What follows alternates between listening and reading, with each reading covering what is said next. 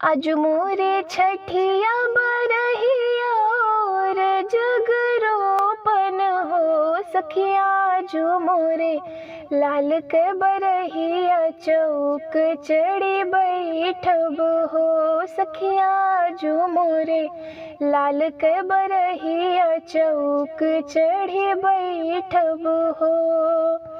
मचिया ही बैठी है सासु तो बहुहर अरज करे हो। सासु मोरे नैहर नौआ पठावो पियरिया बीरन लावे हो। सासु मोरे नैहर नौआ पठावो वीरन पियरी लावे हो। तोहरे नैहर बहुहर चोरी भय बीरन तोहर लूटी गए हो। बहुहर घर हिन पियरी रंगावा चौक चढ़ी बैठो हो। बहुहर घर हिन पियरी रंगावा चौकी चढ़ी बैठो हो।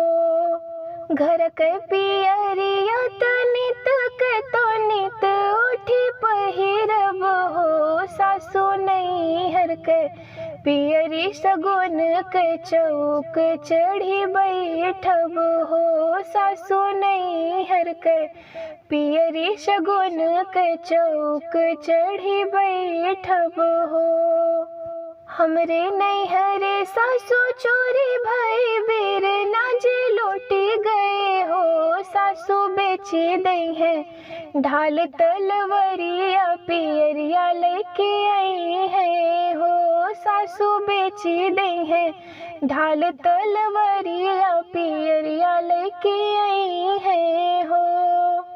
आगे आगे घी के गगरिया पियरिया गहाबर हो। सासु कहाँवा मिलऊं बीरन भैया तो कहाँवा भौजी अपन हो। सासु कहाँवा मिलऊं बीरन भैया तो कहाँवा भौजी अपन हो।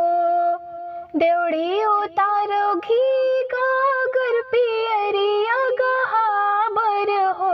बहुहर अंगने में मिलो बीरन भैया तो बरी भौजी अपन हो। बहुहर अंगने में मिलो बीरन भैया तो बरी भौजी अपन हो।